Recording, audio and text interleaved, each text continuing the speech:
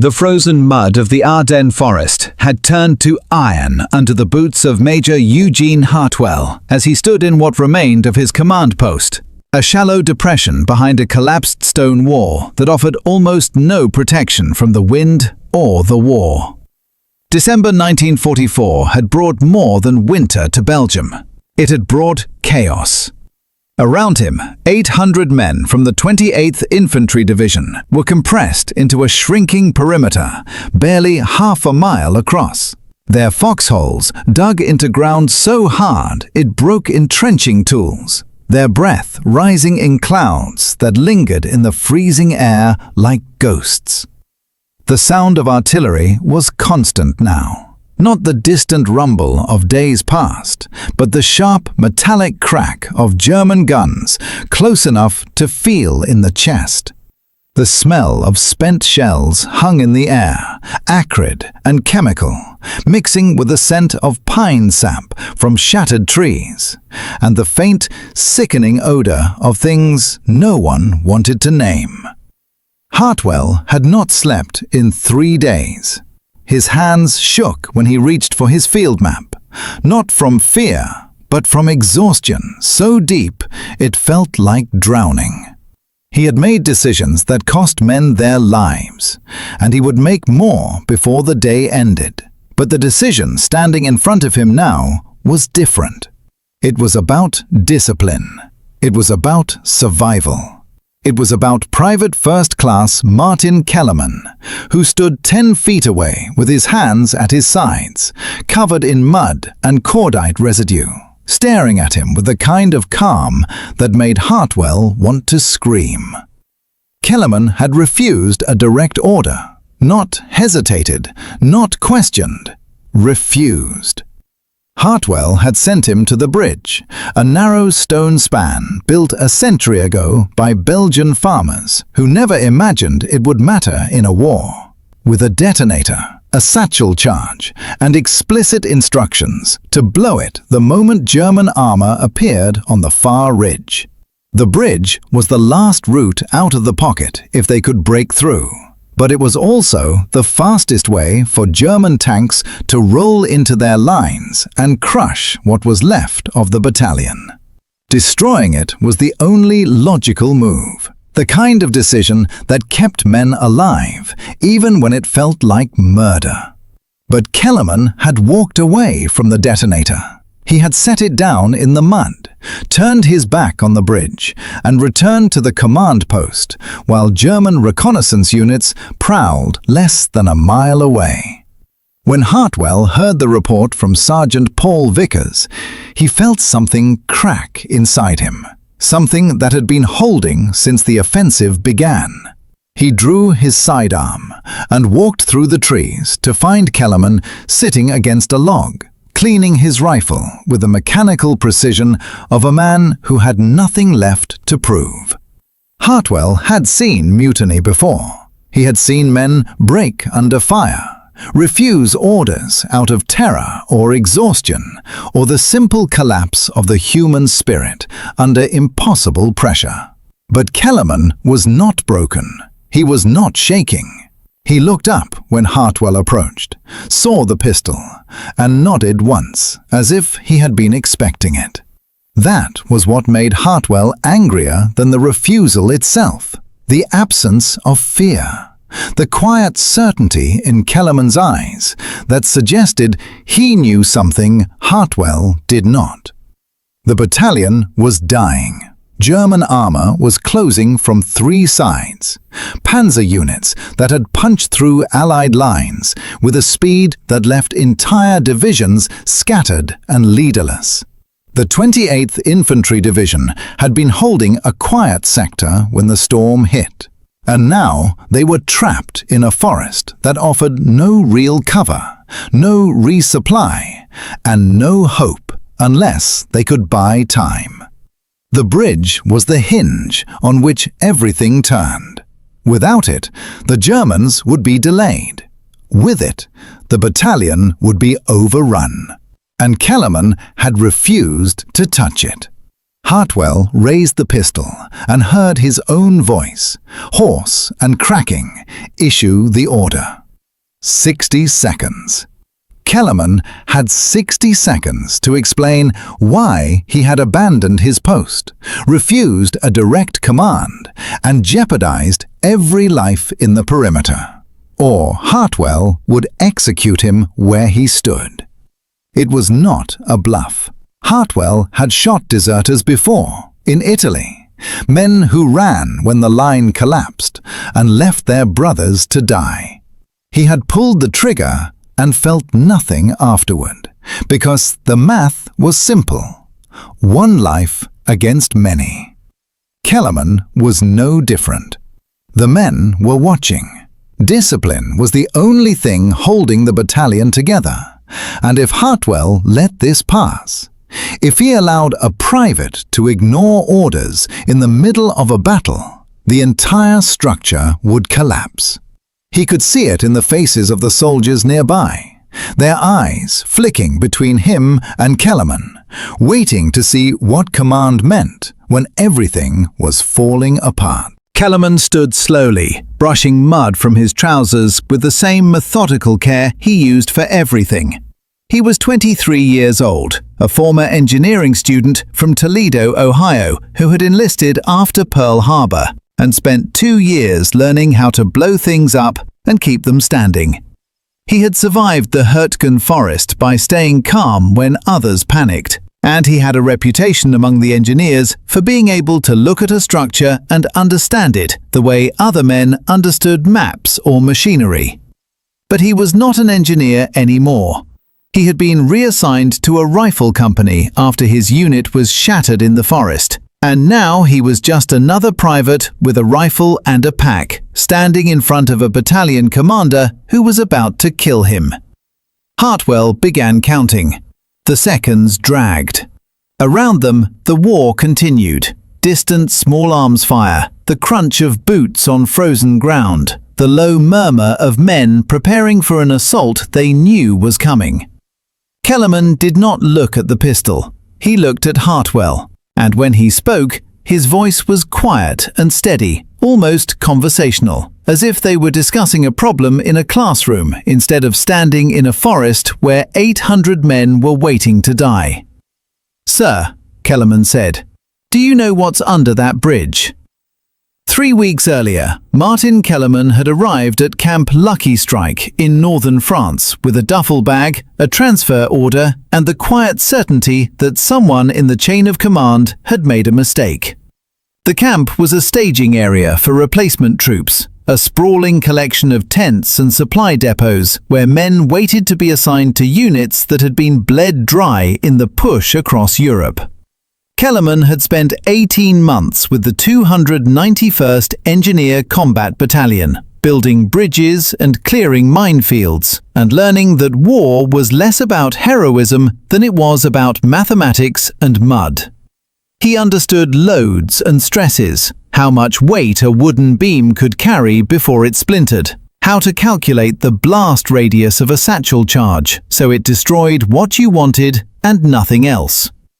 But the Hurtgen Forest had shattered his unit, scattering engineers across a dozen different commands, and now he was being reassigned to a rifle company in the 28th Infantry Division. The paperwork offered no explanation, just orders, and Kellerman had learned not to ask questions that no one wanted to answer. He had grown up in Toledo, the son of a tool and die maker who believed that every problem had a solution if you understood the mechanics. Kellerman had studied civil engineering at Ohio State, spending his evenings in the drafting lab while other students drank and chased girls, learning to see the world as a series of connections and forces. When Pearl Harbor happened, he enlisted because it seemed like the logical thing to do, not out of patriotism or rage, but because the country needed engineers and he knew how to build things. The army had sent him to Fort Belvoir for training, where he learned demolitions and construction under instructors who treated bridge building like religion. He was good at it, better than good. He could look at a structure and see the invisible lines of stress, the points where force concentrated, the places where failure would begin. It was a skill that kept him alive in the Hurtgen, where every road was mined and every bridge was a target. And it was a skill that made him valuable enough to survive when his unit was destroyed. Camp Lucky Strike was cold and wet, the kind of place where men waited without knowing what they were waiting for. Kellerman spent his days cleaning his rifle and reading a battered engineering manual he had carried since training. A thick volume on structural analysis that most soldiers would have discarded to save weight. He read it the way other men read letters from home, tracing diagrams with his finger, memorizing equations that had no use in a foxhole, but gave him something to hold on to when everything else felt temporary. He did not make friends easily. He was too quiet, too internal. The kind of man who listened more than he spoke and kept his thoughts to himself. But in the third week at Camp Lucky Strike, he met Sergeant Paul Vickers, a career soldier from Georgia who had fought in North Africa and Sicily and carried himself with the worn confidence of someone who had survived long enough to stop pretending war made sense. Vickers was a platoon sergeant in the rifle company Kellerman was joining, and he had a habit of watching new replacements to see who would last and who would break. He found Kellerman sitting alone near the supply tent, reading his engineering manual by lamplight, and sat down without asking. They talked for an hour. Vickers asked questions about demolitions and bridge construction, not because he cared about the answers, but because he wanted to see how Kellerman thought. By the end of the conversation, Vickers had made a decision. He told Kellerman that the company needed men who could think under pressure, men who understood that staying alive was about reading the terrain and the enemy and your own limitations. He said that Kellerman's engineering background made him useful, and that Vickers would keep him alive as long as he stayed smart. It was not a promise. It was a transaction. Kellerman accepted it. They moved out 2 days later, convoying through the Belgian countryside toward the Ardennes, where the 28th Infantry Division was holding a quiet sector along the German border. The landscape was beautiful, in the way that doomed things often are. Rolling hills covered in dark pine forests, small villages with stone churches, roads that wound through valleys where fog gathered in the mornings like something living. Kellerman watched it all through the slats of the transport truck, memorizing the terrain the way he had been taught, noting the bridges and crossroads and choke points. He carried his engineering manual in his pack, and during rest stops he pulled it out and sketched the structures they passed, annotating them with notes about load capacity and foundation types. The other men thought he was strange, but Vickers understood. He told Kellerman that knowledge was the only thing you could carry that did not weigh you down, and that staying curious kept you human when everything else tried to strip that away. The sector was quiet, too quiet. The days before the German offensive were marked by an eerie calm, the kind of silence that made experienced soldiers nervous because it meant something was being prepared just out of sight. Kellerman's company dug in along a ridgeline overlooking a narrow valley, stringing wire and filling sandbags and waiting for orders that never seemed urgent. At night, Kellerman studied the valley by moonlight, tracing the road network and the small stone bridge that crossed a ravine near the base of the ridge. He sketched it in his notebook, estimating its age and construction, noting the way the arch was built into the bedrock with drainage tunnels running beneath. It was old but solid, the kind of structure that had been standing for 100 years and would stand for 100 more unless someone made a deliberate effort to destroy it. He did not know why he was documenting it. It felt like preparation for a test he had not been told he would take. The German assault came at dawn on December 16th. There was no warning, just the sudden roar of artillery and the sight of entire hillsides erupting in flame. The 28th Infantry Division was hit from 3 directions at once, panzer units and infantry moving with a speed and coordination that shattered the American lines in hours. Kellerman's company was caught in the chaos, retreating through the forest under fire, losing men to shells and snipers, and the simple confusion of not knowing where the enemy was or where safety might be. Sergeant Vickers kept them moving, shouting orders and pulling stragglers from ditches, and Kellerman stayed close to him because Vickers was the only thing that made sense in a world that had stopped following any rules. They fell back to the valley, to the ridgeline, and finally to the perimeter where Major Hartwell was trying to hold 800 men together with nothing but will and fading ammunition. And in the center of that collapsing pocket, still standing after everything else had fallen, was the stone bridge Kellerman had sketched 3 nights before. Kellerman's question hung in the frozen air between them, and for a moment Hartwell did not lower the pistol.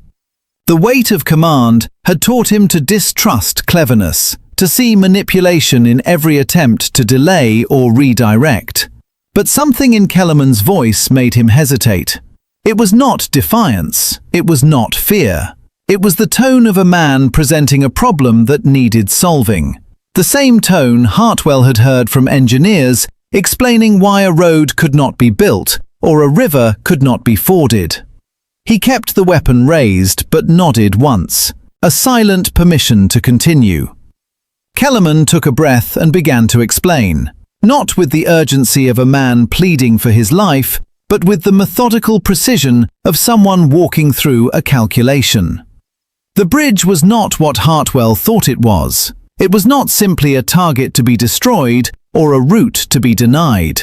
It was the only structure within 20 miles capable of supporting the weight of American armor, the only span strong enough to carry the M4 Shermans or supply trucks that might, if headquarters ever sent them, be the difference between withdrawal and annihilation. Kellerman had studied it during the retreat, watching it through field glasses as the battalion fell back under fire, and he had recognized the construction immediately. It was a 19th century stone arch, built by Belgian engineers who understood bedrock and drainage, anchored into the ravine walls with foundations that went deeper than most modern bridges. Destroying it would not just deny it to the Germans. It would trap the battalion permanently on the wrong side of a ravine they could not cross on foot with wounded men and failing supply lines. But that was not the reason Kellerman had refused the order. The reason was tactical, and it had been gnawing at him since the German offensive began. He had watched enemy reconnaissance units probe toward the bridge 3 separate times in the past 2 days, always moving cautiously through the tree line, always stopping short of the span itself, and always withdrawing without attempting to cross. At first, he thought it was caution, the natural hesitance of scouts moving through contested ground. But the pattern was too consistent. The Germans were not avoiding the bridge out of fear. They were avoiding it because they wanted it intact.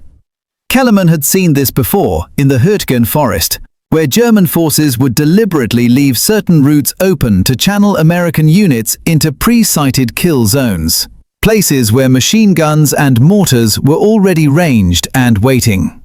The bridge was a funnel. If the battalion tried to use it for withdrawal, they would be walking into an ambush. And if they destroyed it, they would be doing exactly what the Germans wanted, eliminating their own escape route and forcing themselves to stay in the pocket until they ran out of ammunition or hope. Hartwell listened, his jaw tightening with each sentence, because Kellerman was making sense, and that made everything worse. The private continued, his voice steady despite the cold, and the gun still pointed at his chest. He described what he had seen during the retreat, the absence of heavy shelling near the bridge, the way German artillery had systematically targeted every other crossing point in the valley, but left this one untouched. The freshly dug positions he had spotted on the far ridge through his rifle scope. They were there. The Germans were there, waiting, and they had been for days. Kellerman pulled a folded map from his jacket, the paper stained with mud and sweat, and spread it on the ground between them. He pointed to markings he had made in pencil, sightlines, likely machine gun nests, mortar positions based on the angle of craters he had observed. It was not guesswork. It was analysis, the kind of systematic observation that engineers were trained to do. And Hartwell felt the certainty he had been clinging to begin to crack. The Major crouched beside the map, his knees protesting, and studied Kellerman's annotations. Around them, the sounds of the perimeter continued. Men digging deeper into frozen earth, the distant crack of rifles, the low voices of soldiers preparing for an assault they all knew was coming. Hartwell's mind was racing through the implications. If Kellerman was right, then blowing the bridge would seal their fate. The battalion would be trapped, forced to fight a defensive battle they could not win, and the Germans would close in at their leisure. But if Kellerman was wrong, if this was nothing more than paranoia or the overactive imagination of a man trying to avoid execution for refusing an order, then the delay could cost them everything. German armor could be rolling toward the bridge right now, and every minute Hartwell spent listening to a private's theory was a minute closer to disaster. He looked up at Kellerman, searching the younger man's face for doubt or deception, and found neither. There was only exhaustion, and the kind of calm that came from being certain of something no one else could see. Hartwell stood slowly, his body aching from days without rest, and lowered the pistol. He did not holster it. He held it at his side, a reminder that this conversation was not over, and that Kellerman's life still hung on the validity of his observations. The Major asked the only question that mattered. If they could not destroy the bridge and could not use it, what were they supposed to do? Kellerman did not hesitate. He said they needed to make the Germans think the bridge was destroyed while keeping it structurally intact, a false demolition that would buy time and force the enemy to commit resources to clearing a route that was never actually blocked. It was possible, he explained, to use shaped charges to collapse the road surface and railings while leaving the stone arch beneath intact, buried under rubble but recoverable. The Germans would see a destroyed span and be forced to reroute or bring up engineering equipment. And in that window, the battalion could reposition or prepare a real ambush of their own. It was a gamble, a plan built on assumptions about enemy behavior and the structural integrity of a bridge Kellerman had only studied from a distance. And Hartwell hated it because it was the only idea that made sense. The Major looked past Kellerman toward the tree line where the bridge sat, invisible from this position, but present in his mind like a weight. He thought about the 800 men depending on his decisions, about the radio reports from division headquarters that promised relief but never delivered, about the cold and the hunger and the exhaustion that made every choice feel like the wrong one. He thought about Sergeant Vickers, who had vouched for Kellerman, and who now stood 30 feet away, watching this exchange with the wary patience of a man who had seen commanders make mistakes and soldiers pay for them. Hartwell made his decision. He told Kellerman he had 2 hours to prove his theory, 2 hours to rig the bridge in a way that looked real enough to fool German observers, but kept the structure intact enough to matter. If it worked, Kellerman would live. If it failed, if German tanks rolled across that bridge, or the battalion was overrun because of this delay, Hartwell would shoot him himself. It was not mercy, it was a transaction, the same kind of brutal mathematics that governed every decision in war. Kellerman nodded once, picked up his map, and walked toward the bridge without another word. Kellerman moved through the tree line with 4 men trailing behind him, their boots crunching through snow that had begun falling an hour earlier, thin and sharp like broken glass. Hartwell had given him Corporal Davies, Private First Class Mitchell, and 2 riflemen whose names Kellerman did not know, and did not ask for because names made death harder. They carried satchel charges, blasting caps, wire spools, and the kind of improvised equipment that combat engineers learned to assemble from whatever the army forgot to send. Sergeant Vickers followed at a distance, his rifle slung across his back, his eyes scanning the ridgeline where German positions sat silent and waiting. The bridge was 200 yards from the perimeter, exposed to observation from 3 directions, and every step toward it felt like walking onto a stage where the audience had already decided how the performance would end. Kellerman's hands were shaking, not from cold, but from the weight of what Hartwell had placed on him. 2 hours to validate a theory that existed only in his head. 2 hours to prove that refusing an order was not cowardice, but calculation. He had done demolitions work for 18 months, had blown bridges and culverts and bunkers across France and Germany, but he had never attempted what he was about to try. There was no manual for making something look destroyed while keeping it whole. There was no formula for deception at this scale. There was only the knowledge he had gathered from textbooks and experience, and the hope that he understood stone and stress better than the Germans understood his intentions. The bridge appeared through the trees like something from another century, which it was. A single stone arch spanning a ravine 40 feet deep and 60 feet across, built with limestone blocks fitted so precisely that mortar had become almost decorative. The arch rose in a gentle curve, its keystone worn smooth by 100 years of weather, its approaches reinforced with iron railings that had rusted to the color of dried blood. Kellerman had studied it from a distance, but seeing it up close changed everything. The craftsmanship was extraordinary. The blocks were not uniform, but carefully selected and shaped to distribute weight evenly across the span, each stone locked into place by the pressure of the others. It was beautiful in the way that functional things often are, built by men who understood that bridges were not just crossings, but statements of permanence.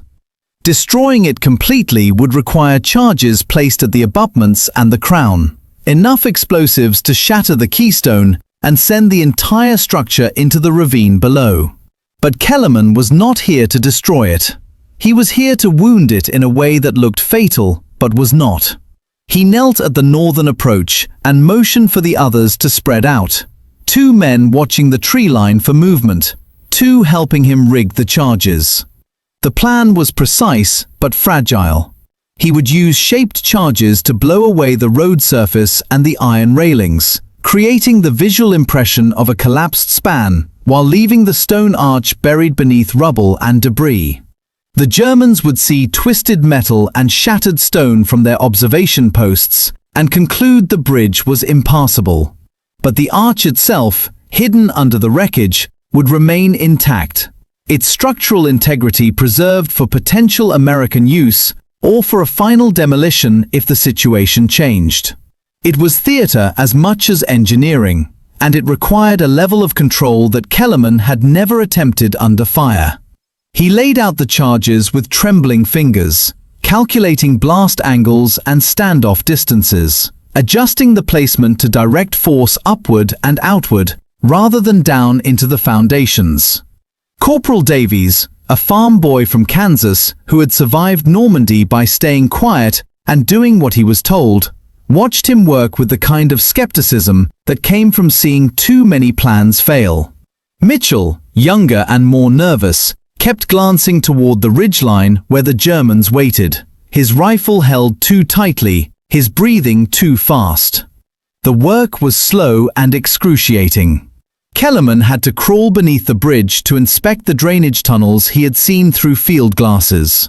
Narrow passages cut into the bedrock to channel water away from the foundations during spring floods. They were cramped and dark, barely wide enough for a man to squeeze through, and the stone was slick with ice. He pulled himself into the largest tunnel, his shoulders scraping against the walls, and studied the underside of the arch by the light of a failing flashlight. The blocks were fitted even more precisely here, invisible to anyone standing on the bridge itself, and he could see the logic of the original builders, how they had keyed each stone into the bedrock, how the weight of the structure was transferred down through the abutments into the ravine walls. It was exactly as he had hoped. The arch could survive a surface explosion if the charges were placed correctly. It would be buried, hidden, but recoverable. He marked the positions with chalk and crawled back out, his uniform soaked with freezing water, his hands numb. Above him, Davies was setting the charges on the railings and the approach road, following Kellerman's instructions with the mechanical efficiency of a man who had done this too many times. Mitchell was stringing detonation wire back toward the perimeter, unreeling it from a spool and trying to keep it low enough to avoid observation. The work took an hour, then 90 minutes, and the snow kept falling, covering their tracks and their equipment and the bridge itself in a thin white shroud. Kellerman moved between positions, checking connections and angles, his mind running through the calculations over and over, because there was no room for error. If the charges were too weak, the deception would fail. If they were too strong, the arch would collapse and the battalion would lose its only potential escape route. He was threading a needle in the dark, and every adjustment felt like guesswork dressed up as engineering. Then Mitchell went down. A single rifle shot from the ridgeline, sharp and clear in the cold air, and the private dropped with a cry that was more surprise than pain. The bullet had caught him in the shoulder, punching through the heavy wool of his overcoat and spinning him into the snow. Davies grabbed him and dragged him behind the stone abutment, while Kellerman and the rifleman returned fire at targets they could not see, muzzle flashes in the tree line 500 yards away. Vickers came forward at a run, his rifle cracking steadily, laying down suppressing fire while Kellerman worked to finish the last connections. Mitchell was conscious but bleeding, his face white with shock, and Davis wrapped the wound with a field dressing while telling him in a low, steady voice that he was fine, that it was nothing, that he would be drinking in Paris before Christmas. It was a lie, and everyone knew it, but Mitchell nodded anyway, because the lie was better than the alternative. Kellerman's hands were shaking so badly now that he could barely twist the wire connections. But he forced himself to slow down, to breathe, to remember the training that had been drilled into him at Fort Belvoir. He completed the circuit, double-checked the charges, and signaled to Vickers that they were ready. The sergeant called for a withdrawal, and the team pulled back through the trees with Mitchell supported between two men, leaving a trail of blood drops in the snow. Kellerman carried the detonator, a simple plunger device connected to the charges by 300 feet of wire. And as they reached the perimeter, he found Hartwell waiting with his arms crossed and his face unreadable. The major asked if it was ready. Kellerman nodded. Hartwell looked at his watch, then at the bridge, then back at Kellerman. He said nothing, but the message was clear. 2 hours had passed. Now they would see if a private from Toledo understood bridges better than the German army understood war. The explosion was smaller than anyone expected. A sharp crack, followed by the sound of metal tearing and stone breaking, and then a low rumble as debris settled into the ravine. Kellerman had pushed the plunger at 1700 hours, just as the winter light was beginning to fail. And from the perimeter, the men watched a column of smoke rise above the tree line where the bridge had stood. It looked convincing. Even Hartwell, standing beside Kellerman with his field glasses raised, nodded slightly, as if acknowledging that the deception might actually work. The approach road had collapsed, the iron railings were twisted and scattered across the span, and loose stone had tumbled into the ravine in a way that suggested structural failure. But beneath the rubble, hidden from view, the arch remained intact.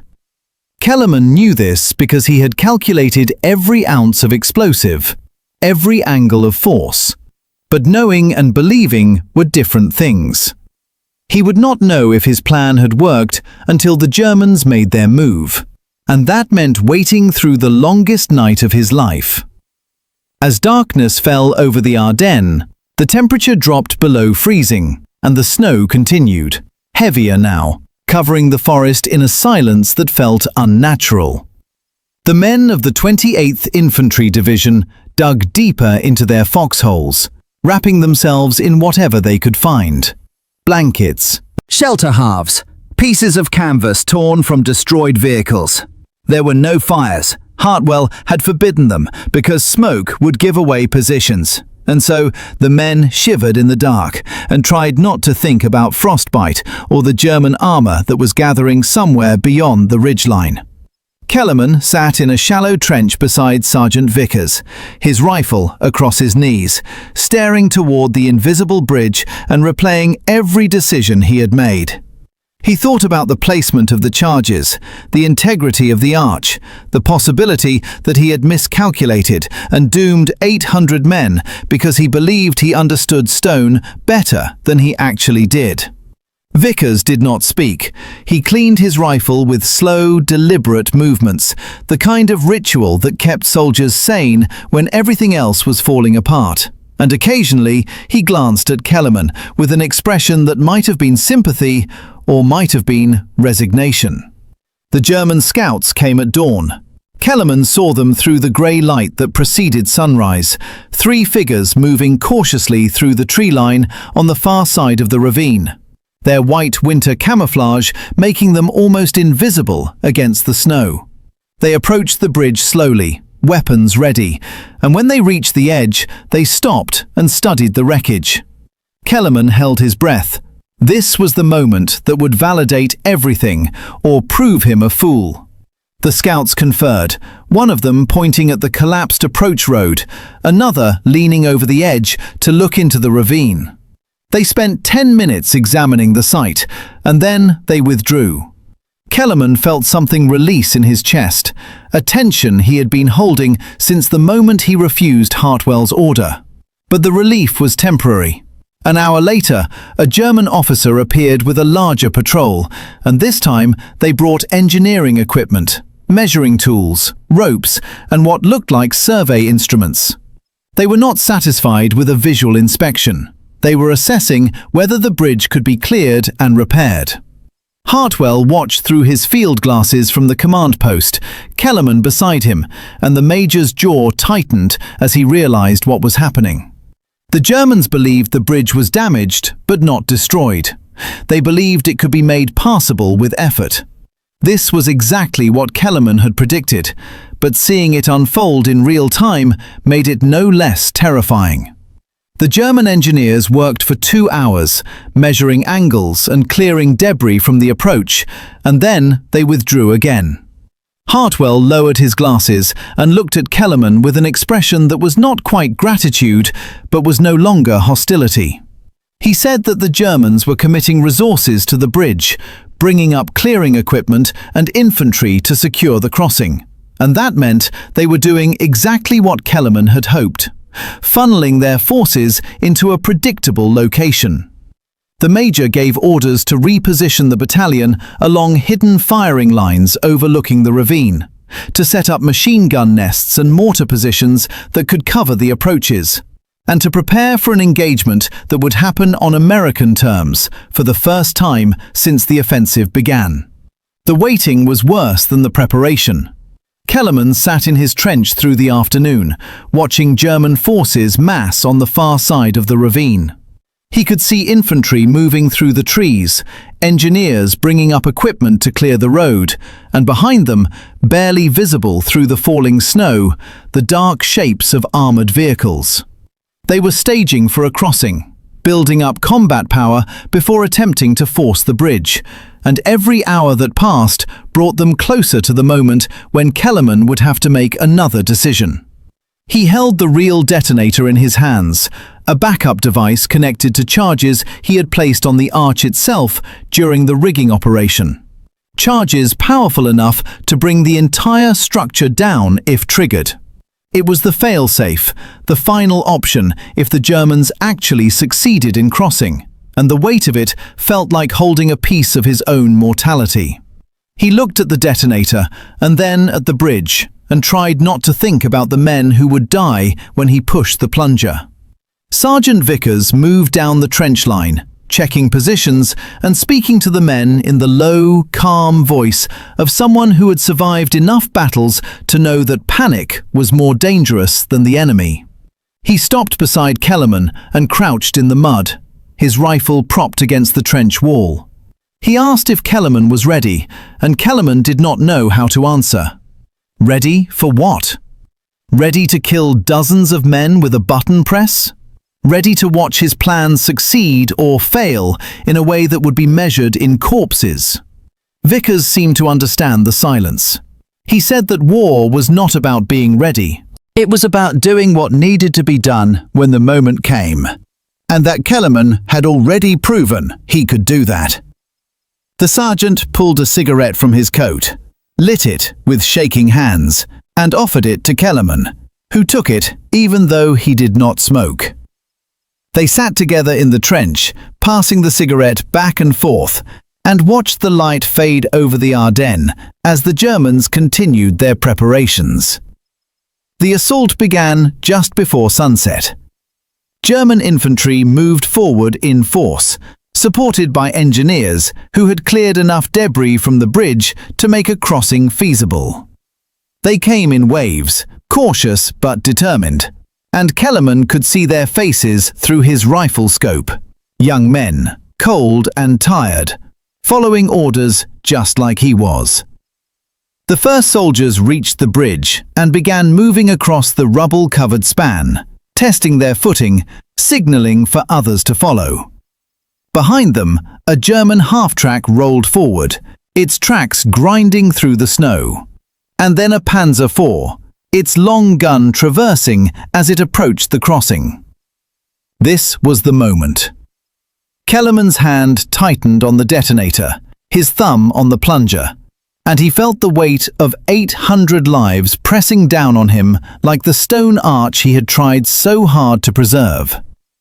Hartwell was beside him now, his own field glasses raised, and the major's voice was quiet when he said the single word that Kellerman had been waiting for. Now. Kellerman pushed the plunger.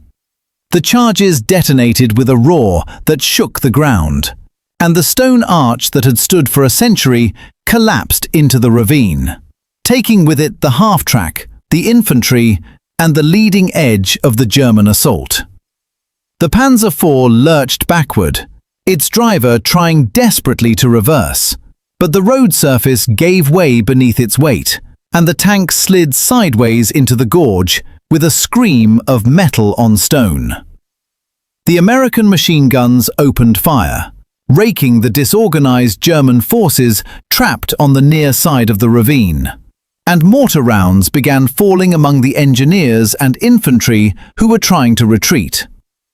Kellerman watched it all through a haze that felt like drowning, his ears ringing from the explosion, his hands still gripping the detonator, and he did not feel triumph or relief. He felt only the terrible certainty that he had just killed men whose names he would never know, and that somewhere in the mathematics of war, this was considered success. The German assault faltered within an hour, their spearhead shattered in the ravine, and their supporting elements pulled back under the concentrated fire of machine guns and mortars that Hartwell had positioned throughout the afternoon. The bridge was gone now, truly gone. The stone arch that had survived a century reduced to rubble at the bottom of a gorge filled with burning vehicles and men who would never go home. Kellerman sat in his trench long after the firing stopped, staring at the smoke rising from the ravine, and he could not shake the image of the German soldiers crossing the bridge in those final seconds before he pushed the plunger. They had looked cold. They had looked tired. They had looked like him. Sergeant Vickers came by at some point and told him that the battalion was preparing to withdraw, that the destruction of the German vanguard had bought them enough time to pull back to Allied lines 15 miles west, and that Hartwell wanted every able-bodied man ready to move by midnight. Kellerman nodded but did not speak. His hands were still shaking, and he realized they had been shaking since the explosion. A tremor that started in his fingers and radiated up through his arms into his chest, where something felt broken in a way that had nothing to do with wounds. The withdrawal began in darkness, 800 men moving through the forest in a column that stretched for half a mile, carrying their wounded on improvised litters and leaving behind everything that was not essential to survival. The snow had stopped, and the night was clear and brutally cold. The kind of cold that turned breath to ice and made every step an exercise in endurance. Kellerman walked near the middle of the column, his rifle slung across his back, his pack lightened by the absence of explosives and detonation wire. He had given the remaining charges to Corporal Davies, who accepted them without comment. And now Kellerman carried nothing but his weapon and his engineering manual, the pages of which he could no longer bring himself to read.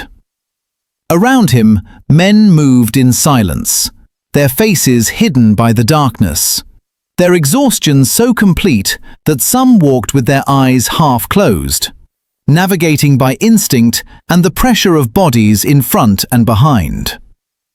The wounded made sounds that Kellerman tried not to hear, low moans and gasps that cut through the night like accusations. Private Mitchell was among them, his shoulder wrapped in bandages that had frozen stiff with blood. And when Kellerman passed the litter, he turned his face away, because looking felt like an admission of something he could not name. Major Hartwell walked at the front of the column with his staff, setting a pace that was brutal but necessary. And twice they stopped to allow stragglers to catch up, or to redistribute the weight of the wounded. During the second stop, Hartwell found Kellerman sitting against a tree with his head down and his hands pressed against his face. The major stood over him for a moment, then crouched in the snow and spoke in a voice that was quieter than Kellerman had ever heard from him.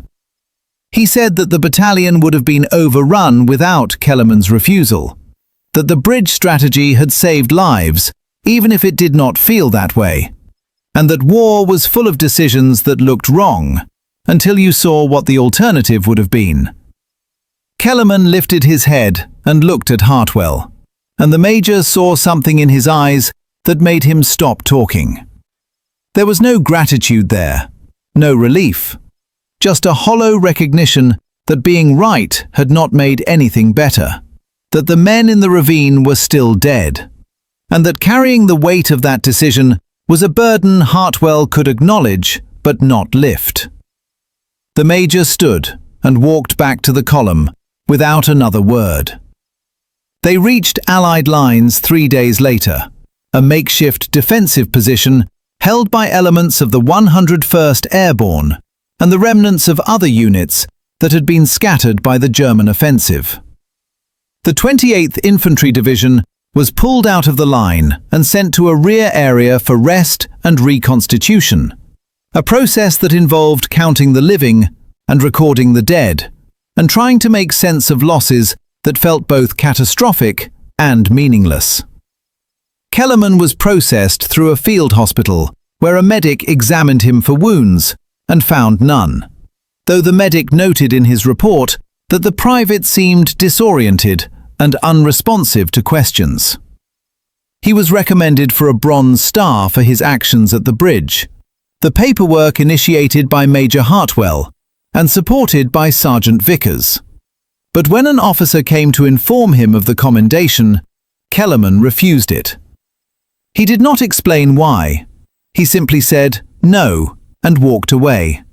And the officer did not press the issue because there were too many other things that needed attention and too many men who wanted recognition to waste time on one who did not. Sergeant Vickers died 3 weeks later during an assault on a fortified village in eastern Belgium.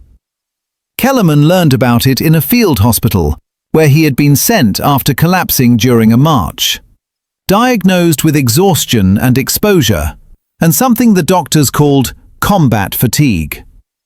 The news came in a letter from Corporal Davies, written in pencil on the back of a requisition form, and it described how Vickers had been hit by machine gun fire while pulling wounded men out of a kill zone.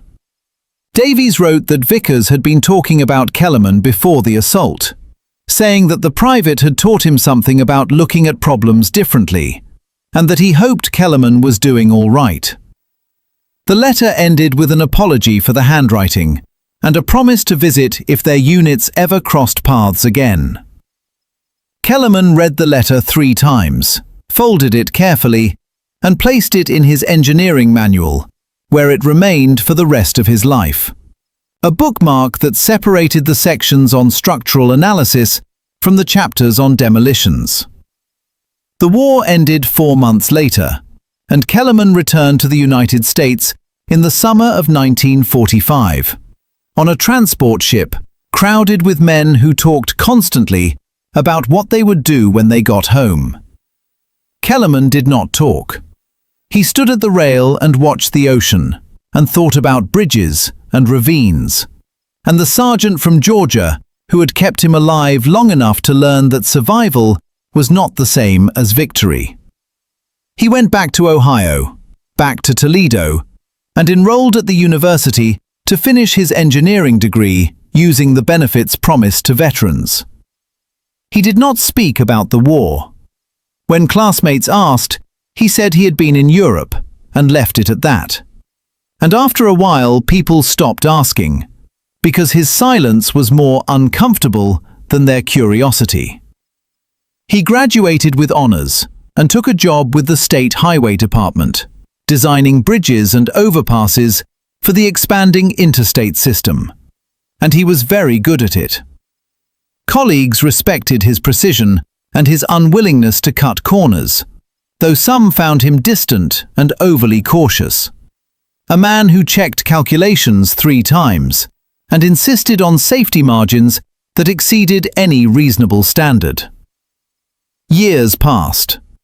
Kellerman married a schoolteacher named Anne, who accepted his silences and did not push him to share what he had seen.